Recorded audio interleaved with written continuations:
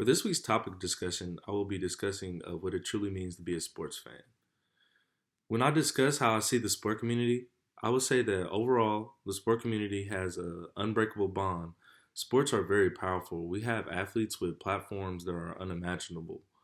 When it comes to defining a sports fan, in my own words, I would say that a sports fan is someone who is loyal at every game, rain, sleet, snow, or shine, and just simply dedicated to a specific team and will do anything to gain brownie points or recognized from that organization and or athlete. The role that social media or media period plays in how fans are perceived and why.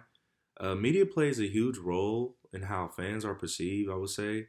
Fans now really don't have a lot of face to face access to athletes like they did a few decades ago. Now fans are just sitting back at home attacking players on social media sites with what we call nowadays Twitter fingers. Personally, I would say that the media portrays the good side and the bad side of fanism when it comes to media play.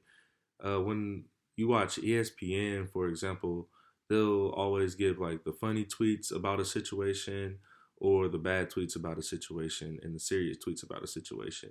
And when it comes to them doing that, you can also see the good side and the bad side of different situations. When I talk about sport fan cultures in the United States, when I provide a good fan base, I would say that, not to upset anyone, but I would say that the Cubs actually have a good fan base here in the US, for example.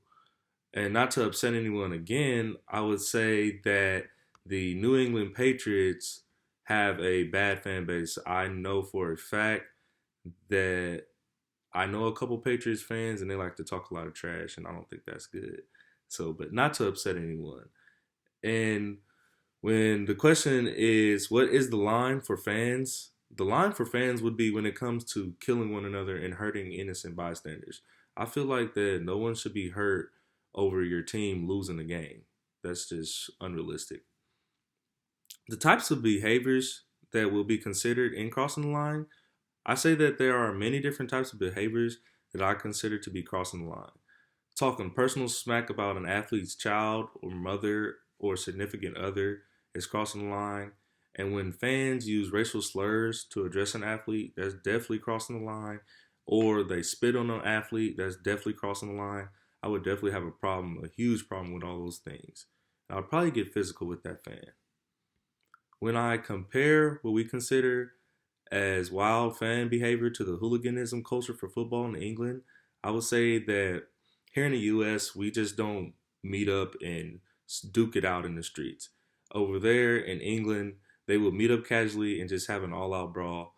I would say that's kind of cool, but at the same time, it's putting a lot of people in danger. So we don't do that here in the US. So, but I think that's this one thing that we can compare. But as a fan overall, we do get pretty crazy.